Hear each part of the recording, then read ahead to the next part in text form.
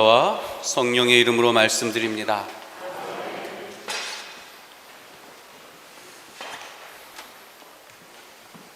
아주 오랜 기간 남편의 심리 상태를 정복한 후에 깊은 계곡 속에 뛰어들게 조종하고 그리고 일부러 구해주지 않아서 죽음으로 유도한 여러분 그 사건을 기억하실 겁니다. 며칠 전 그 아내 김은혜는 1심에서 무기징역을 선고받았습니다. 법원은 보험금을 목적으로 어떠한 죄책감이나 죄의식도 없이 살해 시도를 번복했고, 만약 계곡에서 피해자가 사망하지 않았더라도 아마 죽을 때까지 범행을 시도했을 게 분명하다라면서 내면의 상태까지도 판결에 담았습니다. 이 여인에게 벌어진 죄의 실상은 저는 무기징역이라고 하는 형량에 있는 것이 아니라 하나님이 소유하신 인간의 생명과 영혼을 인간이 그리고 물질인 돈을 위해 정복할 수 있도록 만들었던 모든 일들이 이것의 공범이고 이 죄 가운데 활동하는 죄의 실체라고 저는 믿습니다. 우리는 세상에 의해 희생된 윤상엽님을 이제라도 하나님께서 세상에 맡기지 않고 당신이 손수 돌보시면서 평안히 쉬게 하실 것을 믿음으로 위로를 얻습니다. 다만 여기서 세상이 만들어낸 죄는 윤상엽님과 동일한 하나님의 같은 자녀였던 바로 우리들이 벌인 일이었다는 사실을 우리는 절대 놓칠 수는 없습니다. 오늘 하나님의 말씀으로 향하기 위해서 우리는 이 사건을 먼저 새겨야만 합니다. 또 살다 보면 우리는 지금 내 입장과 내 처지와 능력으로는 도저히 풀지 못할 답답한 일들 같은 게 생겨납니다. 저도 요즘 좀 그런 상황을 겪는 것 같아 보이는데, 저는 살면서 아무리 힘겹고 어려울 때도 경험하지 못한 마치 제 인생에 가던 길이 거대한 벽에 꽉 막히게 된 것 같은, 그리고 지금까지 온 길도 여기서 다 잃어버릴 것 같은 그런 느낌을 받고 있습니다. 저는 그것을 영적인 동반을 하는 분과 같이 기도하면서 그것이 바로 저의 우울감이라는 것을 알 수 있었습니다. 본래 우울감은 인간의 신체 안에 그 몸의 기관인 뇌가 몸 전체에 여러 영향을 끼쳐서 결국 사람의 삶에 영향을 주는 그런 증상을 말합니다. 그런데 사람에게는 이런 자기의 몸에서 겪는 우울감만이 아니라 하나님 안에서 겪는 우울감 역시 있다는 것입니다. 저는 그것을 인간이 지금 하나님 앞에서 몹시 슬퍼하는 일이라고 그렇게 생각합니다. 왜냐하면 사람은 자기 근원인 하나님과 마주할 때 지금 자기를 지탱하는 생기를 다시 공급받고 확인받게 되기 때문에 힘이 돌고 기뻐해야만 하는데, 거기서 슬프다는 것은 분명 문제가 있는 것입니다. 그리고 나면 사람에게는 반드시 자기 인생의 힘이 다 빠져버리는 허무함이라는 증상이 반드시 거기에 찾아오게 된다는 겁니다. 그런데 중요한 것은 우울감이 있느냐 없느냐가 아니라 우울감이 왜 생겨나는가를 우리는 주목해야만 합니다. 그것은 사람에게 핵심적으로 부여된 세 가지 관계 때문입니다. 순서가 이렇게 됩니다. 먼저 나와 이 세상의 관계, 즉 나와 다른 사람과의 관계에 무언가 하나가 되지 않는 문제들이 생겨납니다. 불편한 일이 자꾸만 생겨납니다. 그러면 사람은 스스로를 대하는 자신과의 관계에 영향을 받고 자기 영혼을 스스로 분열시키고 왜곡하게 만듭니다. 그러면 그런 나로부터 반드시 하나님과의 사이에 문제가 생긴다는 겁니다. 그래서 하나님 앞에서 슬픔을 느끼는 겁니다. 세상살이에 어긋난 문제들이 결국 나 자신을 잘못되게 만들어내고 삐뚤어진 나는 반드시 하나님과의 사이에서 문제를 겪게 된다는 겁니다. 오늘 말씀을 받아들이려면 이 얘기 역시도 여러분 새겨 놓으셔야만 할 것입니다. 저는 여러분께 하나님을 향한 길의 안내자이며 여러분을 섬겨드려야 할 봉사자인 사제로서 저의 이런 부족함을 드러내는 것이 참으로 부끄럽고 송구합니다. 그러나 하나님 안에는 이런 부족함을 모두 채우고도 남을 만한 더 크고 놀라운 능력이 있다는 것을 저는 알기 때문에 그것을 드러내 보이고자 저의 수치를 오히려 상대해 보려고 비교해 보시라고 먼저 보여드리는 것입니다. 그리고 그 하나님의 역사는 며칠 전 우리 수원교회를 통해서 이미 확인된 바가 있습니다. 우리 미리암회 어머님들이 단양과 충주로 다녀온 날 그곳에 계신 우리 어머님들은 세상에 죄를 만들고 세상에 문제를 일으키는 그 말썽꾸러기 대상으로 지목된 사람이라고 하는 조건과 모습에서 완전히 벗어나 계셨습니다. 저는 그게 무엇일까를 찾다가 우리 어머님들이 남을 공격할 힘도 권력도 아무것도 없는 것을 눈에 확인하게 되었습니다. 또 하나는 하나님을 믿으며 평생을 선량하고 착하게 살아오신 그 모습이 눈에 보였습니다. 육신의 힘이 점점 빠져나가는 사람의 모습은 죄를 멀리하게 하고 하나님께 당당할 수 있는 위대한 조건이 되고 있었습니다. 그런데 더 자세하게 들여다보니까 그것은 단순히 세상에 해를 끼칠 힘이 빠져버렸거나 그럴 의지가 없어서가 아니라 지금 이 순간까지 하나님과 함께 완성해낸 우리 어머님들의 모습 속에 담겨 있었습니다. 우리 어머님들은 시간으로는 거의 한 세기에 가까운 삶을 사셨습니다. 대부분 어리건 젊은 시절부터 하나님을 알고 하나님만을 사랑하면서 정성을 다해 하나님을 모시고 사셨습니다. 그것은 사람이라는 생물학적인 종에게 자기가 사용 가능한 모든 시간의 끝에 도달한 일이었고 그 시간을 통해서 처음 생겨날 때 주어진 자기 안에서 이루어낼 수 있는 하나님의 형상 전체를 평생의 믿음 생활과 기도 생활을 통해서 멈춤 없이 빚어왔던 결과였습니다. 그런 어머님들의 현재는 각자에게 가능한 인간으로의 최고의 영적 상태와 완성된 존재로의 변화였고 그 능력을 발휘할 수 있는 단계에 도달하셨던 것이었습니다. 땅에 사시지만 거의 하늘에 육박한 존재로 변화되신 것입니다. 비록 육신은 차에 오르내릴 때마다 아이고 아이고 하면서 저를 붙들고 의지해야 하셨지만 세상에 내가 잘났다고 큰 소리 칠 수는 없었지만 당신들 안에 계셨던 하나님의 본성만은 가장 힘세고 세상을 압도하는 능력으로 완성해 내셨다고 저는 믿습니다. 우리 기독교가 하늘의 성인이라고 부르는 그 모습에 도달하신 겁니다. 감히 저는 밤에 아내랑 자면서 그분들을 감히 그냥 할머니라고 부를 수 없겠다.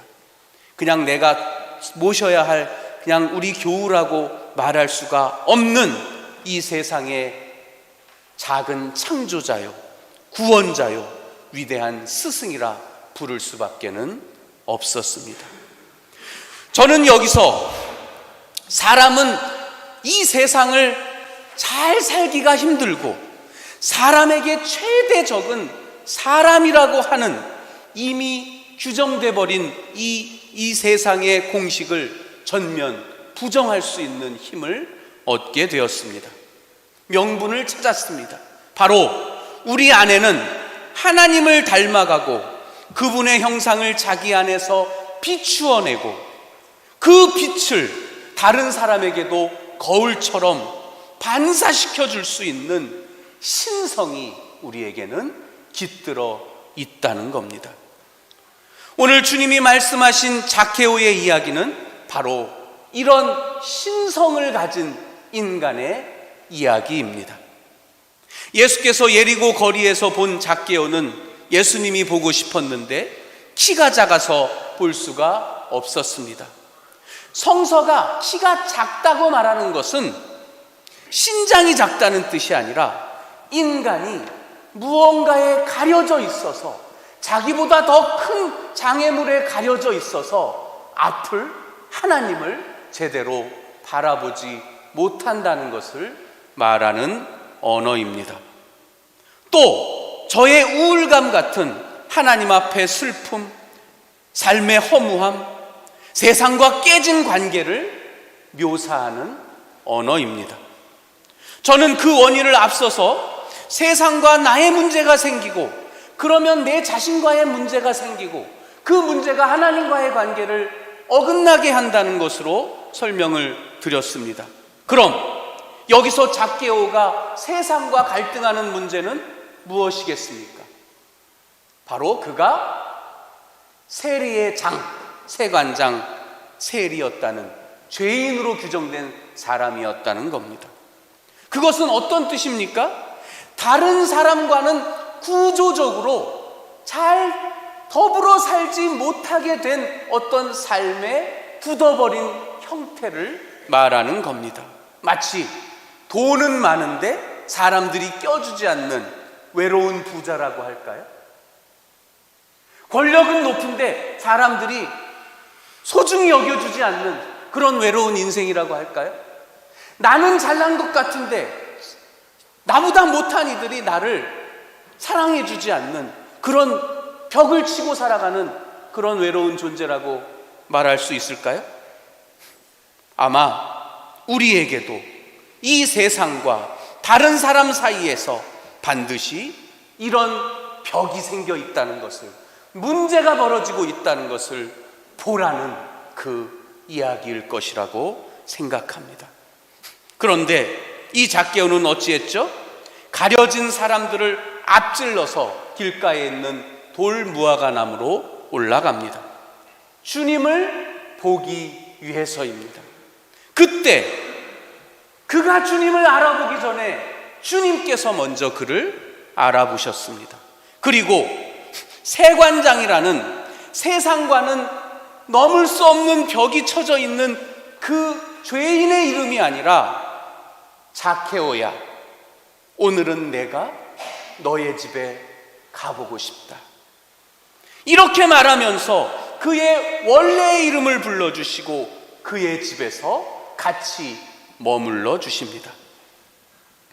누군가에게 실제 이름을 불러주는 일, 그와 함께 집에서 머물러 주는 일은 세상과의 관계가 깨져버린 이들이 곧 마주할 수밖에 없는 자기 파괴의 결과에 고리를 끊고 자기를 되찾아주는 그런 일이었습니다.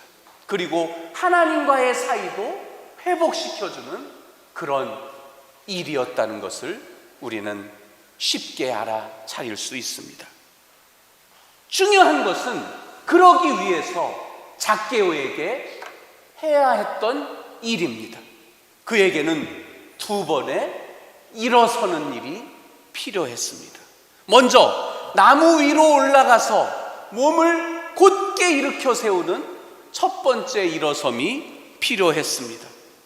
그 노력의 위대함으로 그는 높은 곳에서 예수를 보려다가 세상에게 자기 모습을 들켜야 했습니다. 저 나쁜 놈이 어디 갔나 했더니 저기 있었군. 저 사람의 저 흉물이 저렇게 있었군 하고 자기를 들켜야만 했다는 겁니다. 그러나 거기서 세상의 혐오와 정죄를 받았던 것이 아니라 그보다 먼저 하나님에게 발견되었습니다. 그러자 zacche오는 용기를 가지고 또 한 번을 일어섭니다. 그것은 주님, 이제 저는 재산의 반을 가난한 이들과 나누겠습니다. 제가 지금까지 남을 속여먹은 그 삶의 내곱절을 되갚겠습니다. 바로 변화된 삶, 회개한 삶에 대한 약속을 그는 하나님에게 했던 겁니다. 그때 예수께서 그에게 오늘 너와 너의 집이 구원을 받았다. 이제 너는 세리가 아니라 아브라함의 자손이다. 나는 그동안 잃어버린 너를 되찾기 위해서 너에게 온 너의 하느님이다. 바로 이 음성을 그의 존재에게, 그의 삶에게, 그의 가족과 그의 주변에게 하늘을 울려서, 그의 마음을 울려서 듣게 해 주신 것입니다. zacche오는 이제 세상과 다른 사람과 자기와의 관계 속에서 다른 목적은 아무것도 없는 오직 하나님을 목적으로 한 인간으로 다시 태어난 것입니다.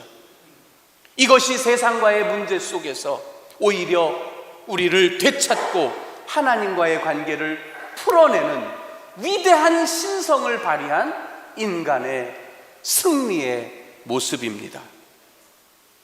자기의 한계와 실패와 부족함을 숨기는 것이 아니라 들켜 보이려고 하나님 앞에 몸을 일으켜 세우는 것, 그러기 위해 자신을 스스로 변화시키는 것, 그 두 번의 일어섬이 그의 부활이었습니다. 그래서 기독교는 부활이라는 말을 우리가 너 일어서라 할 때 쓰는 스탠드업이라는, 일어서라는 그 언어를 가져다가 부활이라는 말을 사용합니다. 부활의 실제 언어는 일어섬입니다.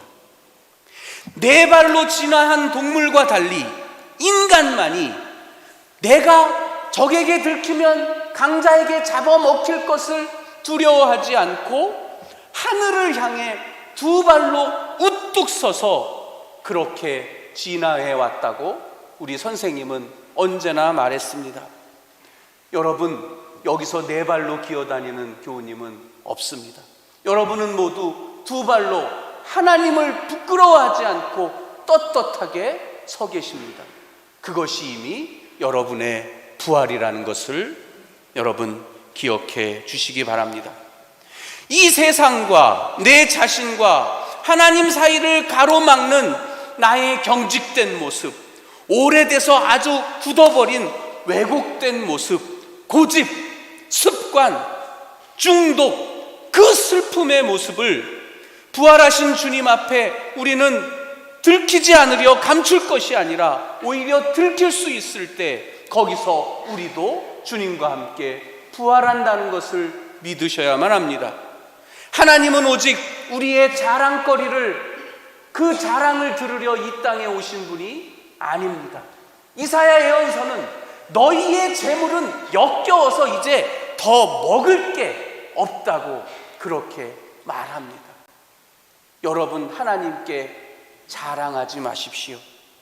하나님은 오직 여러분의 자랑을 보려 오신 것이 아니라 여러분의 부족함을, 여러분의 잘못됨을, 여러분의 아픔을, 여러분의 상처를, 장애를 알아주고 만져주고 고쳐주고 그렇게 사랑하셔서 결국 살려주시기 위해 이 땅에 오셨다는 것을 잊어서는 안 됩니다. 우리의 발가벗겨짐에서 우리의 슬픔이 다시 기쁨으로 변하고 우리의 허무함이 보람으로 변할 것입니다. 주님은 자기의 수치를 내놓고 울고 있는 그 우리만을 봐주시기 위해 이 땅에 오셨고 그렇게 행동하시기 때문입니다. 슬피 우는 이는 행복하다. 하나님이 그를 바라보실 것이다. 그래서 우리는 갈등과 충돌을 피할 수 없는 이 세상에서도 결코 내 자신을 잃어버리지 않고 하나님 앞에서도 온전히 일치를 이룰 수 있습니다. 누가 뭐라도, 누가 나의 삶을 가스라이팅이라고 하나요? 나를 지배하지 않도록 나를 지켜낼 수 있는 것입니다. 여러분의 문제를 가지고 하나님 앞에 들키십시오. 우리 수원교회의 문제를 가지고 하나님 앞에 들킵시다. 그 두 번의 일어섬을 우리가 다 같이 함께 해낼 수 있을 때 우리는 우리의 문제를 이기고 승리할 수 있을 것입니다. 모든 것을 들키는 오늘 되시기를 바랍니다. 성부와 성자와 성령의 이름으로 말씀드렸습니다.